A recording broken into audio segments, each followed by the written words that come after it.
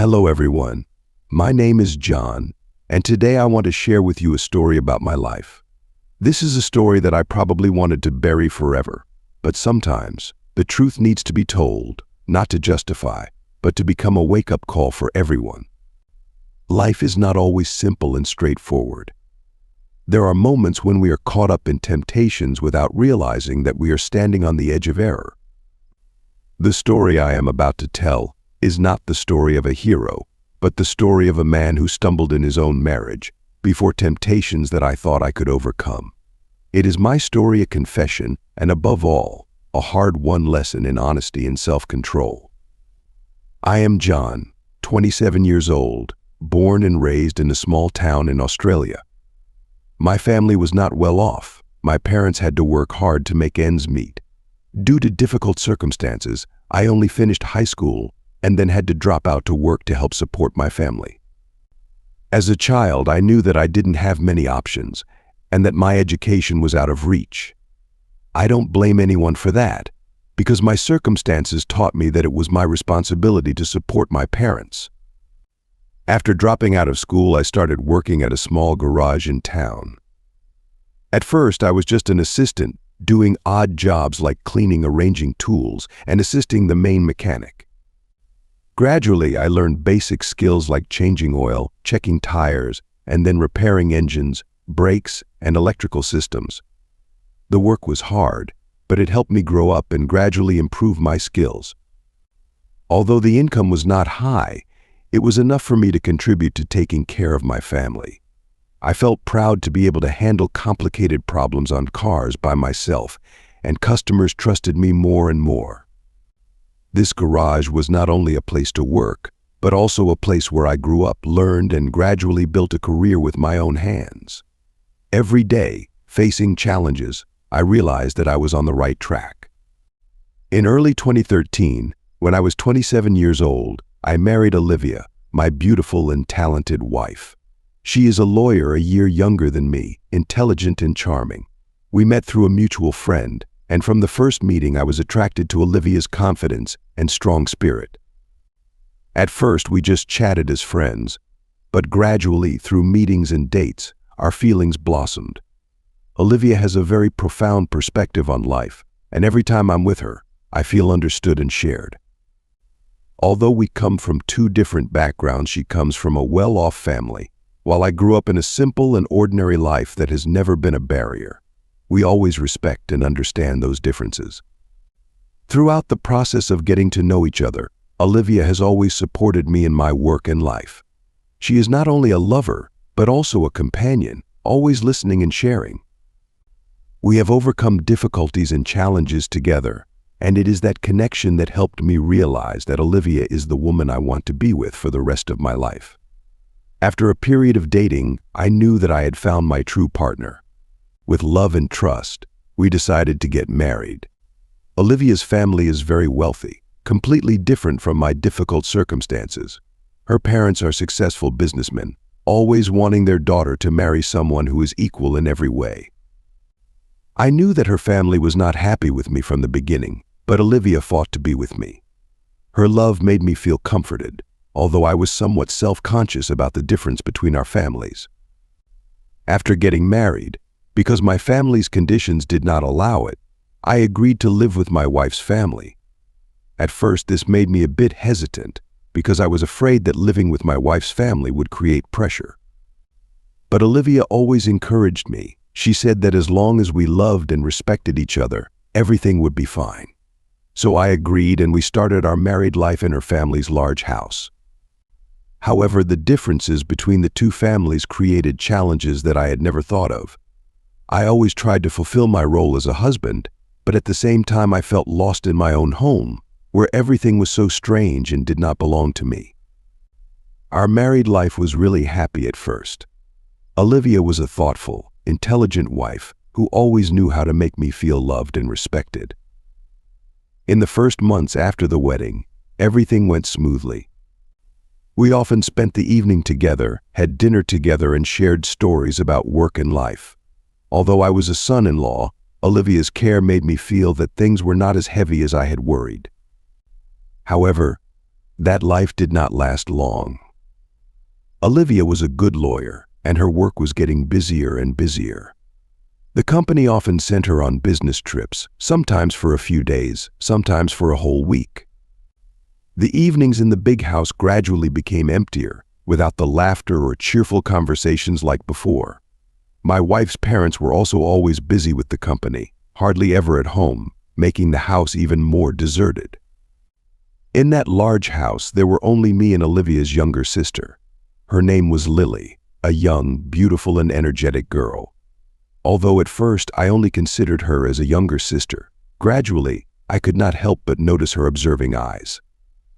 She always acted close, occasionally asking me about life, about Olivia. The questions seemed harmless, but made me feel awkward, because I knew that there was something strange behind those questions.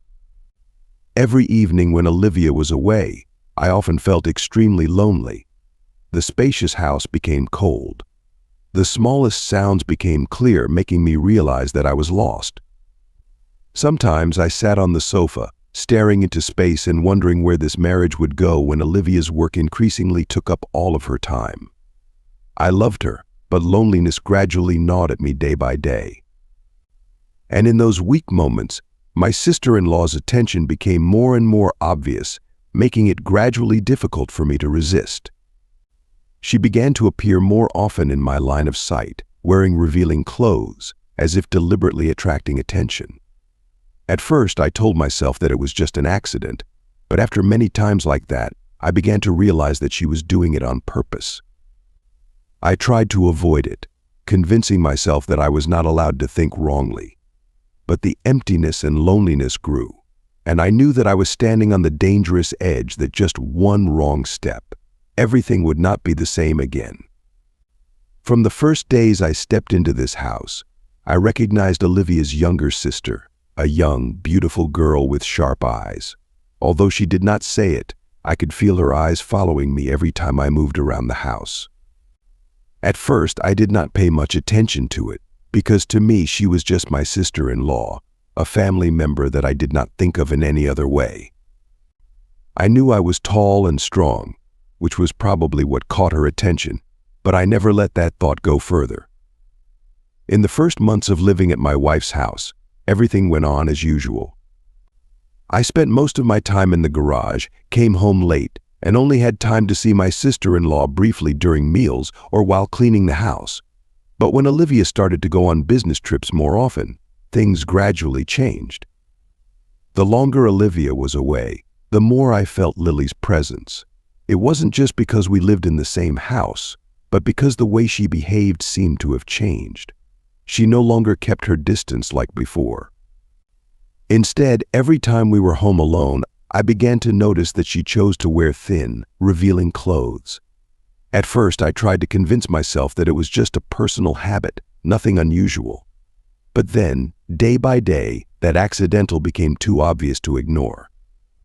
She appeared in thin tank tops, sometimes a nightgown that barely covered her body.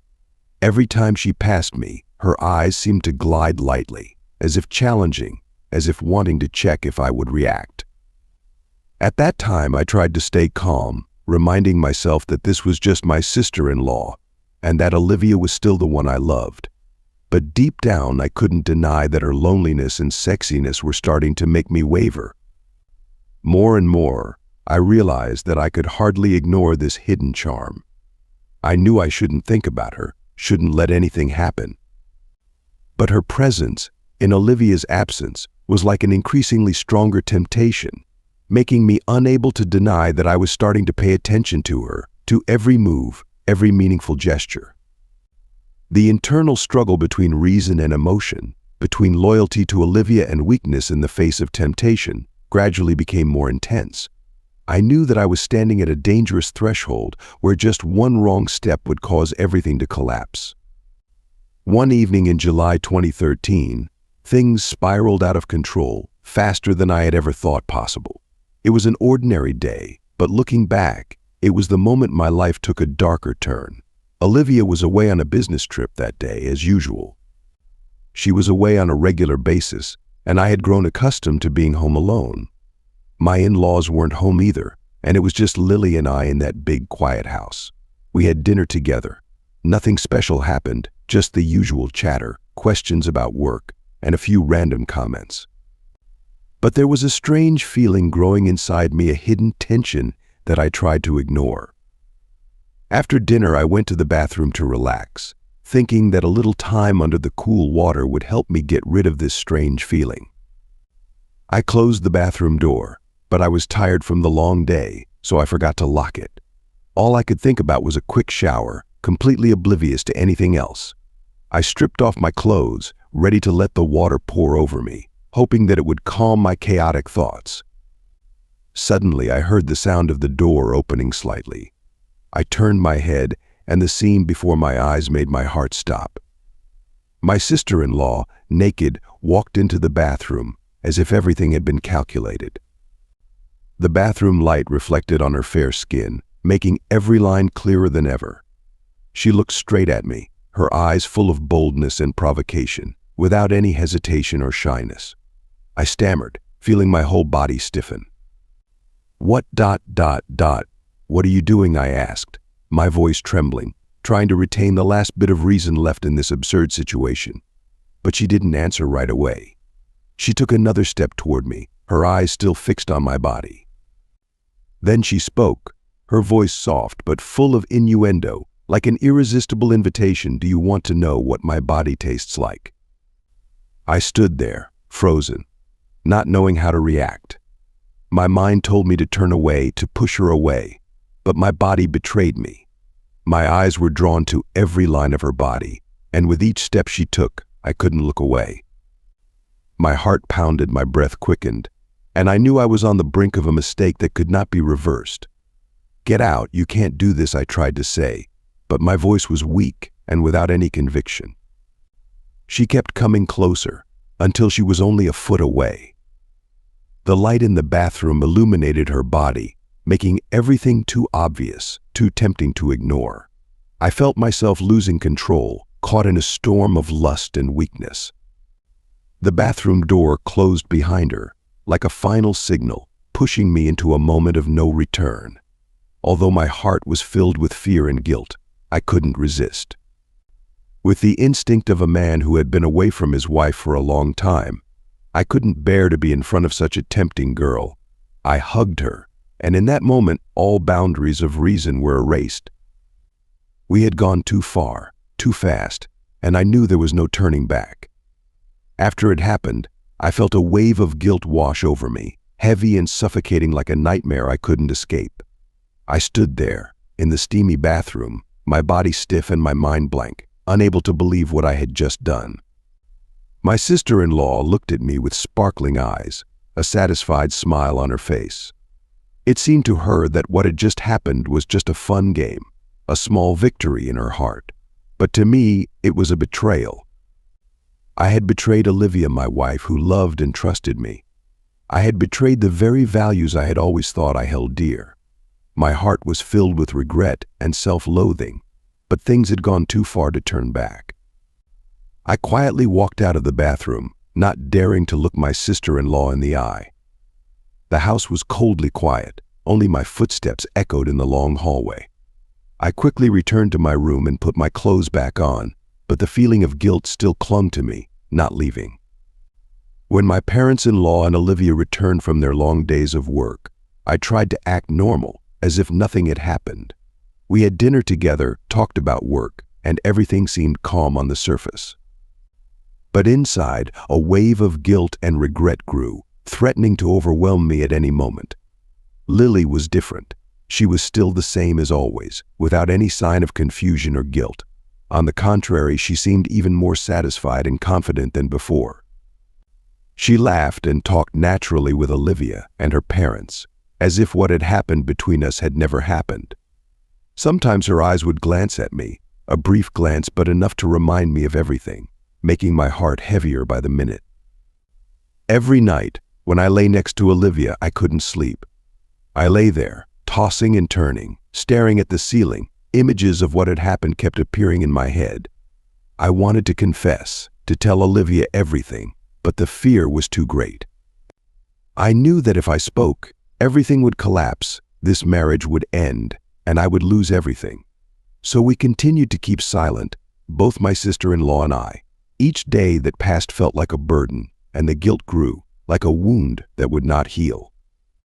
I feel like I am living in a false shell, still being a model husband and son-in-law on the outside, but inside I am a traitor, full of guilt and self-loathing. I don't know how much longer I can endure this feeling, but I know that things will never be the same again. The guilt has eaten into me, making me unable to face myself every time I look in the mirror. I want to send a sincere message to everyone, especially those who have faced and are facing temptations in life. Temptations often come unexpectedly, appear when you least expect it, and often in moments when you are weak, lonely, or unbalanced in life. Those temptations can drag you into a spiral that is difficult to escape, causing you to lose control of yourself in an instant. The most important thing is to stay calm and composed when faced with temptation. You must understand that a moment of wrongdoing not only affects the present, but also has long-term consequences, which can destroy the most precious things in your life: family, love, and your own self-respect. I have been there, and I know that feelings of guilt and regret are not easy to shake off. Remember, self-control is not only a responsibility to others, but also a responsibility to yourself.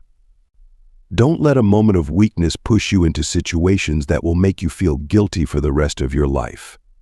The value of a person lies in the ability to recognize right from wrong and know when to stop before things can break everything. Never trade your family, happiness, and self-respect for a moment of wrongdoing. Because once you cross that line, you can never go back. If I could turn back time, I would choose to control myself better, so that I don't have to live in torment and regret like now. Don't let yourself face the pain like I am going through.